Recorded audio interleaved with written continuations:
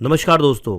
Unacademy हमारे महाराष्ट्र के बच्चों के लिए लेके आया है अनअकैडमी का सब्सक्रिप्शन, जहां आप आकर अच्छे से पढ़ सकते हैं, अपने बोर्ड के एग्ज़ाम की तैयारी कर सकते हैं। जी हाँ दोस्तों, बोर्ड एग्ज़ाम के लिए आपको यहाँ पर जो एडुकेटर्स मिलेंगे, यहाँ पवन वाघ सर पढ़ा रहे हैं, यहाँ पर शुभम सर पढ़ा रहे हैं, यहाँ पर सरस्वती वाघ मैम पढ़ा रही है, रुबीना मैम पढ़ा रही है, मोक्षित सर पढ़ा रहे हैं और प्रशांत जोशी सर पढ़ा रहे हैं। आप अगर सभी के बारे में देखें तो हर किसी का अपना अपना एक स्पेशलिटी है। आप देख सकते हैं कि पवन वाघ सर का 22 ईयर्स का एक्सपीरियंस है। यहाँ आप देख सकते हैं प्रशांत जोशी सर 17 ईयर्स से पढ़ा रहे हैं। शुभम झा सर एक मेमोरी कोच है और साथ ही में मोक्षित मेहता सर ये फाउंडर टीम के मेंबर हैं। साथ ही में रुबीना मैम जो है यहाँ पर आपको अलग अलग जो लेक्चर देती है, उनकी मदद से आप अपनी पूरी तैयारी बहुत अच्छे से कर सकते हैं। इनको भी 8 साल का अनुभव है और मराठी के लिए, साइंस के लिए रुबीना मैम है और मराठी के लिए सरस्वती वाघ मैम है, जो आपको पूरी तरह से गाइड करेंगे। दोस्तों यहाँ मैं आपको एक बात बता दूं कि यहाँ जो क्लासेस हमारी होती है, अनलिमिटेड फ्री लाइव क्लासेस होती है। अभी आप स्पेशल क्लासेस ज्वाइन कर सकते हैं, सारी की सारी स्पेशल क्लासेस फ्री होती है। Best strategy and tips to crack the exam, यहाँ पर आपको बहुत सारी स्ट्रेटेजीज़ मिलती है, टिप्स मिलती है, जिससे आप इस एग्ज़ाम को बहुत अच्छे से क्रैक कर सकते हैं। आपके लाइव डाउट क्लियरिंग सेशन होते हैं, डेली क्विज़र्स होते हैं, डेली प्रोग्रेस रिपोर्ट आपको आपका देखने को मिलता है और लीडर बोर्ड की मदद से आप अपना परफॉर्मेंस भी चेक कर सकते हैं। अनलिमिटेड एक्सेस मिलता है आपको हर क्लास, हर कोर्स में। मतलब अगर आप किसी पर्टिकुलर कैटेगरी में जाते हैं, आप महाराष्ट्र बोर्ड कैटेगरी में आते हैं, तो वहाँ आपको अनलिमिटेड एक्सेस मिलेगा। इसका मतलब ये है कि आप जितने लोगों की क्लास चाहो उतनी देख सकते हो। साथ ही में लाइव क्लासेस जो होती है महाराष्ट्र के टॉप एडुकेटर्स से आप पढ़ सकते हो। प्रीवियस ईयर्स के क्वेश्चंस आपको बहुत अच्छे से तैयार करवाए जाते हैं, डाउट क्लियरिंग सेशन आपके लिए होते हैं और बहुत बढ़िया बैचेस आपके लिए फ्रेम की जाती है। प्रैक्टिस यहाँ पर टैब आपके लिए अवेलेबल है, रिवीजन किया जाता है, क्रैश कोर्सेज आपके लिए आ रहे हैं और सभी लैंग्वेज आपको पढ़ाई जाती है। आपको जो लैंग्वेज में प्रॉब्लम आती है वो आगे आप पढ़ सकते हैं। ठीक है, यहाँ आप खुद देख सकते हैं कि आप कहाँ पर है, कितना पीछे है, कितना आगे है, और नोट्स और स्टडी मटेरियल सब कुछ आपको PDF के फॉर्म में मिल जाता है। दोस्तों अगर आप नए हैं और अगर आप सब्सक्रिप्शन लेना चाहते हैं तो आप PW जो कोड है इसको यूज़ कर सकते हैं। इसकी मदद से आपको 10% का डिस्काउंट भी मिल जाएगा। अगर आप देखें तो सिर्फ 250 रुपये, सिर्फ 250 रुपीज़ में पर सब्जेक्ट का आपको सब्सक्रिप्शन मिल रहा है और इससे सस्ता कुछ भी नहीं हो सकता। तो दोस्तों आप सब्सक्रिप्शन लीजिए और अपनी पढ़ाई शुरू कीजिए, और यही राइट टाइम है अपनी पढ़ाई शुरू करने का। ऑल दी बेस्ट, आइए पढ़िए, लेट्स क्रैक इट। नमस्कार विद्यार्थी मित्रांनो, मी डॉक्टर अजित देव आपल्या सर्वांचं पवन वाघ अकॅडमीच्या या युट्यूब चॅनलमध्ये हार्दिक स्वागत करत आहे। आज आपण एक नवा पाठ बघणार आहोत। याचं नाव आहे संस्कृत नाट्य स्तबक। विद्यार्थी मित्रांनो, साहित्य म्हटलं तर त्याच्यामध्ये गद्य आणि पद्य हे दोन महत्वाचे असे विभाग आहेत आणि या दोन्ही विभागांना एकत्रित स्वरूपात बघायचं असेल तर संस्कृत नाटक हे खूप महत्वाचे आहे। हो मित्रांनो, नाटक हे सुद्धा साहित्याचं एक महत्वपूर्ण असं अंग मानलं जातं। नाटकाद्वारे त्या काळची सामाजिक परिस्थिती, राजकीय परिस्थिती कशा पद्धतीची होती, आर्थिक परिस्थिती कशा पद्धतीची होती, लोकांचे व्यवहार कसे होते याबद्दलचं ज्ञान मिळतं। कोणत्याही देशामध्ये ज्या काही साहित्य कृती होतात त्याच्यामध्ये नाट्यकृती या फार महत्वाच्या असतात आणि संस्कृतमधील नाट्यकृती त्या काळातील समाजाचं दर्शन घडवतात। यामुळेच संस्कृत या विषयामध्ये 10वीच्या या अभ्यासक्रमामध्ये संस्कृतमध्ये जे काही खूप प्रसिद्ध असे नाटककार होते त्यांच्या नाट्यकृतींचा एक छोटासा अंश धड्याच्या स्वरूपात आपल्याला या ठिकाणी बघायला मिळतो। याच्यामध्ये सगळ्यात प्रथम पुष्पम, द्वितीय पुष्पम आणि तृतीय पुष्पम म्हणजे हे 3 असे नाटकांचे अंश या ठिकाणी घेतले गेलेले आहेत। आणि सगळ्यात आधी अभिज्ञान शाकुंतलम हे नाटक आहे। कालिदास हा एक खूप प्रसिद्ध असा नाटककार होता आणि ह्या कालिदासाचं जे नाटक आहे ते या ठिकाणी घेतलेलं आहे। तर संस्कृत नाट्य स्तबक हा याच्यातला जो प्रथम पुष्प आहे याच्याबद्दल आज आपण माहिती घेऊया। बघा, ह्यामध्ये एकच असा उतारा जो आहे तो घेण्यात आलेला आहे आणि हा एक उतारा जरी असला तरी त्याबद्दलची ढोबळ मानाने जी काही माहिती आहे ही मी तुम्हाला या ठिकाणी सांगणार आहे. ठीक आहे.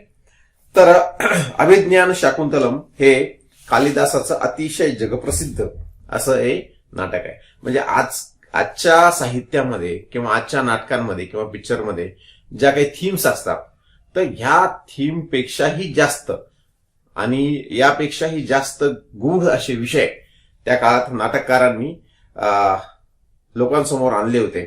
असंच अभिज्ञान शाकुंतलमला बघितल्यानंतर आपल्याला समजून येईल. यामध्ये जी काही कथा सांगितलेली आहे, तर राजा दुष्यंत आणि शकुंतला हे या नाटकाचे नायक आणि नायिका आहे. दुष्यंत हा राजा आहे, तर जी शकुंतला ही नायिका आहे, पण ही शकुंतला ऋषिकन्या असते. ती ऋषींच्या आश्रमात त्यांच्याबरोबर राहते आणि दुष्यंत ज्यावेळेस शिकारीसाठी वनात जातो त्यावेळेस या शकुंतलेला बघितल्यानंतर त्याचं मन तिच्यावर जडतं. त्यांचा प्रेमविवाह होतो आणि दुष्यंत म्हणतो मी तुम्हाला लवकरच माझ्या राजधानीमध्ये बोलवेल. पण त्यांचा जो प्रेमविवाह होतो याला त्या काळात गांधर्व विवाह म्हटलं गेलं होतं आणि हा गांधर्व विवाह त्या काळात मान्य होता. तर दुष्यंत काही दिवस त्या ठिकाणी राहतो. जे कण्व ऋषी असतात ते तपस्येसाठी दुसरीकडे गेलेले असतात. मग दुष्यंत आपली ओळख म्हणून तिला आपली अंगठी देतो आणि त्या ठिकाणी निघून जातो. पण एका ऋषींच्या शापामुळं म्हणजे शकुंतला दुर्वासा ऋषींची सेवा करण्यात कुठेतरी कमी पडते आणि त्यांच्या शापामुळं ते तिला असा शाप देतात की जो कोणी तुझा प्रिय आहे असा किंवा तू ज्याच्या विचारात रमलेली आहेस, माझी सेवा करण्याऐवजी तू त्याचा विचार करते, तो तुला विसरून जाईल.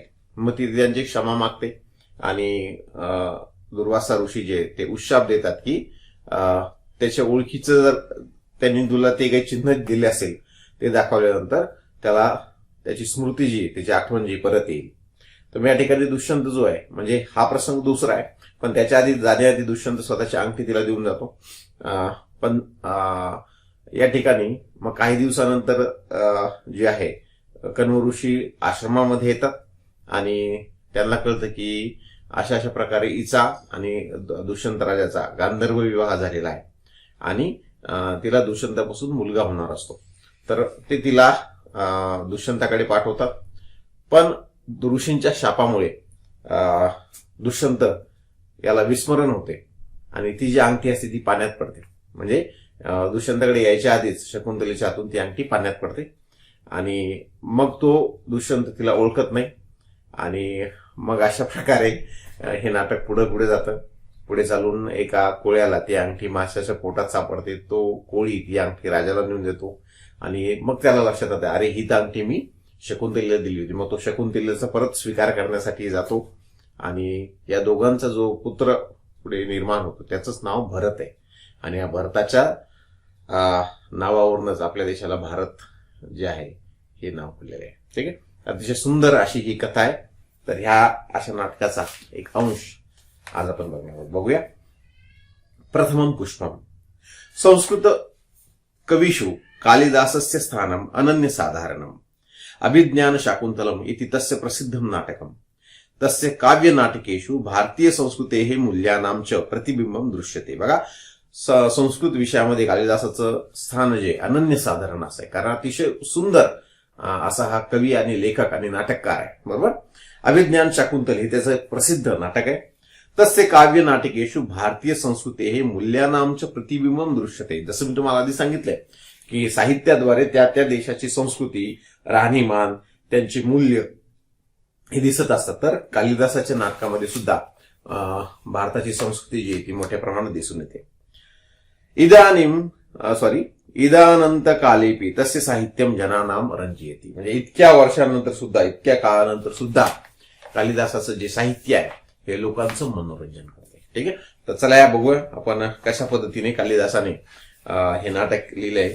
जो प्रसंग आहे हा प्रसंग दुष्यंत ज्यावेळेस वनामध्ये शिकारीसाठी जातो त्यावेळेस तो आश्रमाच्या आसपास असतो आणि त्या आश्रमाच्या आसपास असलेल्या एका हरणाची शिकार करण्यासाठी तो बाण घेऊन सज्ज आहे. ठीक आहे.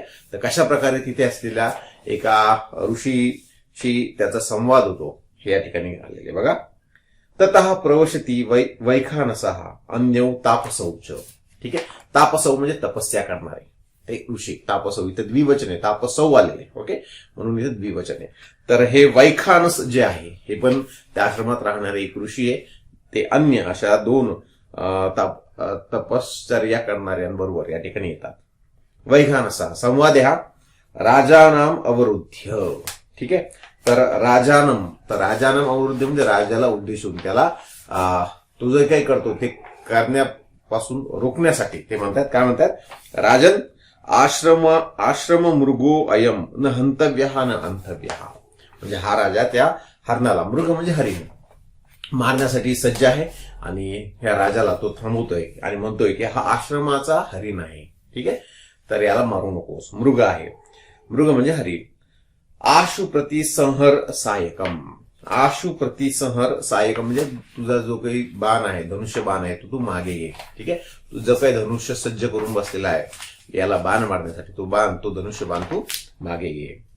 राज्ञाम शस्त्रम. राज्ञाम राजांचे, शस्त्र म्हणजे शस्त्र हे आर्त्रत्राणाय भवती न तू अनागसी प्रहर्तुम. आर्त्रत्राणाय भवती किंवा आर्त्रत्राणाय भवती राज्ञाम शस्त्रम. तर राजांचे शस्त्र हे आर्त्र म्हणजे जे काही दुःखी कशी लोक आहेत त्यांच्या प्राणाच्या रक्षणासाठी असतात. न तू अनागसी प्रहर्तुम. जे कोणी दीनदुबळे आहेत अशा दीनदुबळ्यांच्या किंवा दुःखी कशी लोकांसाठी ते नसतात. ठीक आहे, तर राजाने जे काही प्रहार करायचे असतात ते आपल्या लोकांच्या संरक्षणासाठी, जे काही दीनदुबळे आहेत त्यांच्या संरक्षण अशा मुख प्राण्यावर तो हा बाण आहे तो चालू नको. मग दुष्यंत म्हणतो, काय म्हणतो दुष्यंत? प्रतिसंहत एषः सायकः. ठीक आहे, तर ते म्हणतात प्रतिसंहत एषः. एषा म्हणजे हा, सायका म्हणजे बाण. प्रतिसंहत मी मागे घेतला, मी जो बाण मारणार होतो तो बाण मी या ठिकाणी मागे घेतला असं ते म्हणतात. बघा पुढे, यथोक्तम करोती. यथा उक्तम, तू जसं बोललाय त्याप्रमाणे तो करतो, म्हणजे तो आपला बाण जो आहे तो मागे घेतो. राजन, आता वैखानसा म्हणतात. काय म्हणताय ते? समिदाहरणाय प्रस्थिता वयम. ठीक आहे, समिधा आणण्यासाठी. ठीक आहे, समिधा हरणाय. समिधा म्हणजे काय? तर यज्ञासाठी जे काही साधन असतात, जे काही लाकूड असते त्यांना समिधा म्हणतात. तर ह्या समिधा आणण्यासाठी वयम म्हणजे आम्ही जे आहे निघालो आहोत. ठीक आहे, बघा, समिधा हरणाय प्रस्थिता वयम. प्रस्थित म्हणजे निघालो आहोत. एष खलु कण्वस्य कुलपते हे अनुमालिनी तीर आश्रमो दृश्यते. ठीक आहे, तर वैखानस जो आहे तो सांगतोय की एष खलु हा खरोखरच मालिनी नदीच्या तीरावर. ठीक आहे, ते म्हणतात की काय?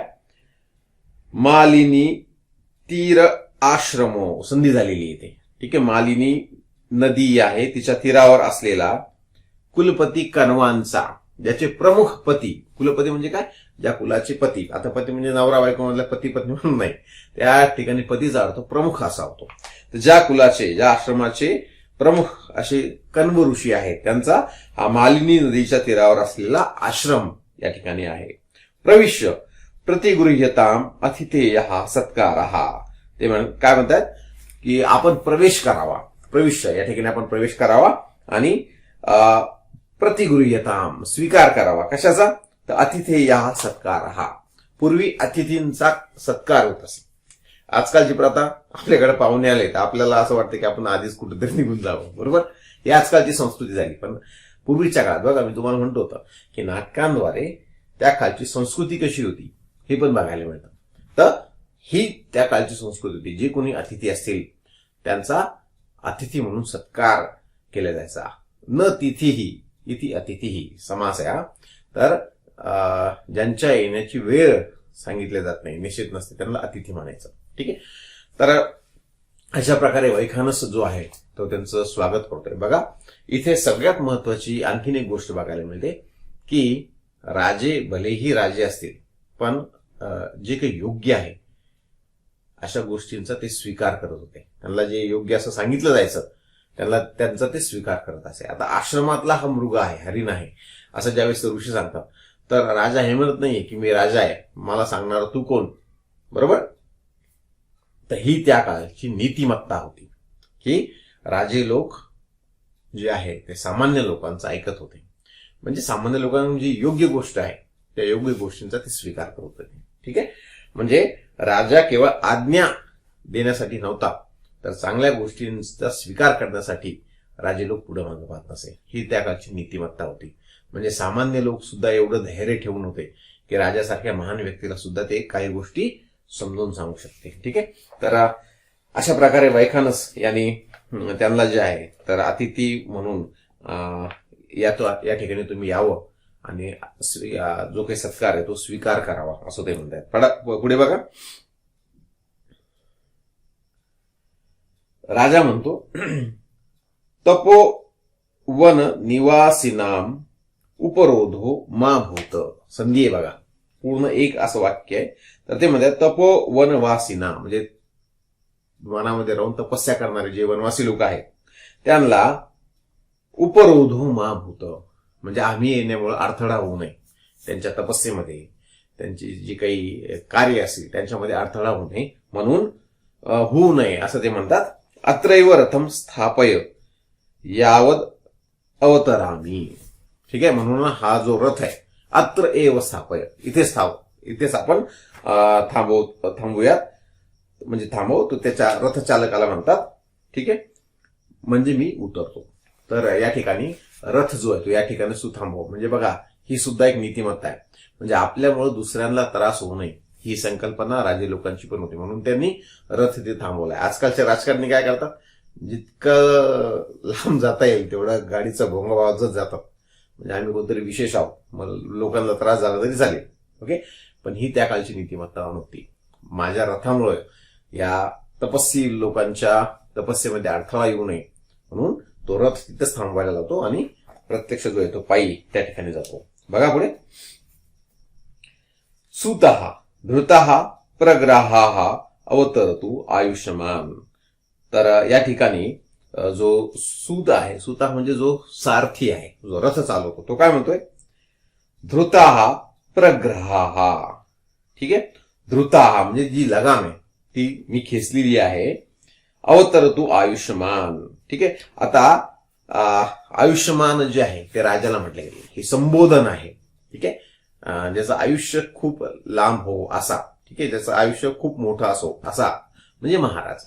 या ठिकाणी आपण उतरावे असं तो म्हणतोय. काय शब्द आहे ते अवतरतु. आता अवतरणे हा जो आहे हा वेगवेगळ्या अर्थाने घेतलेला आहे. तर या ठिकाणी उतरावे किंवा आपण या ठिकाणी जावं असा सुद्धा अर्थ या ठिकाणी घेऊ शकतो आपण. पुढे बघा.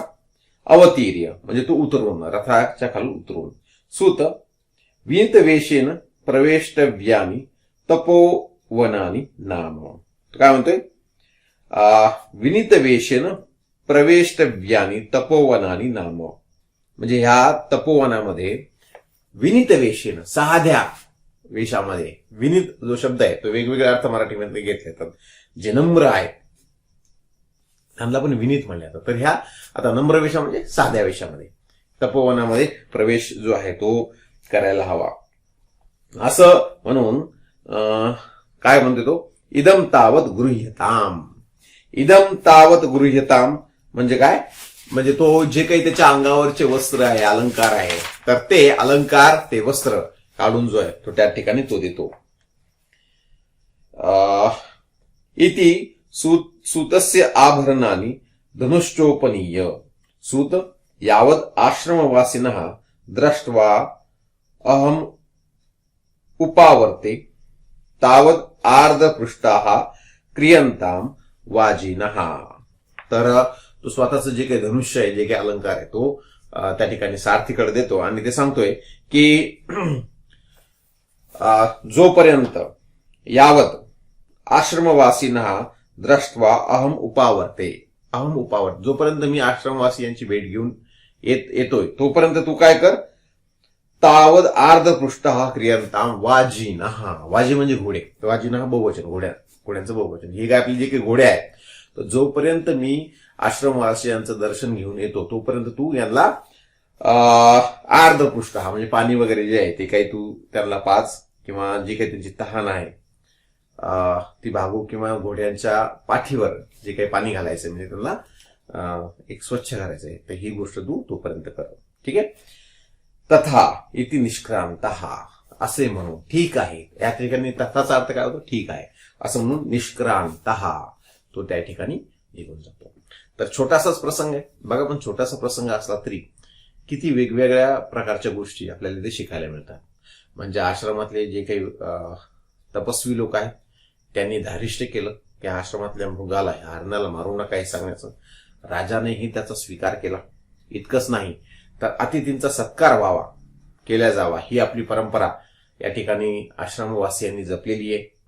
एवढंच नाही तर राजाने सुद्धा त्याचा स्वीकार केलाय की आश्रमात दर्शनासाठी ती जात आहेत आणि आश्रमामध्ये जात असताना अतिशय नम्रपणे जावं हे सांगण्यासाठी ते आपला धनुष्य, आपले अलंकार जे आहे ते या ठिकाणी काढून जाते.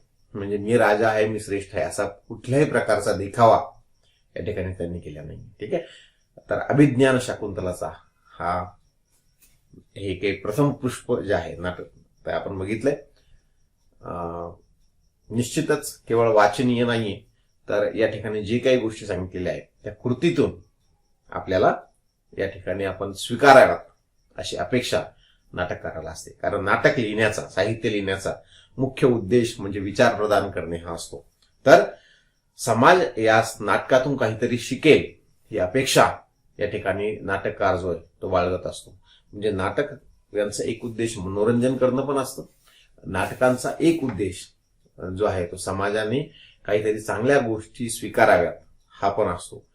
अप्रत्यक्षपणे नाटककार आपल्या नाटकातून समाजासाठी कोणता ना कोणता संदेश देतो.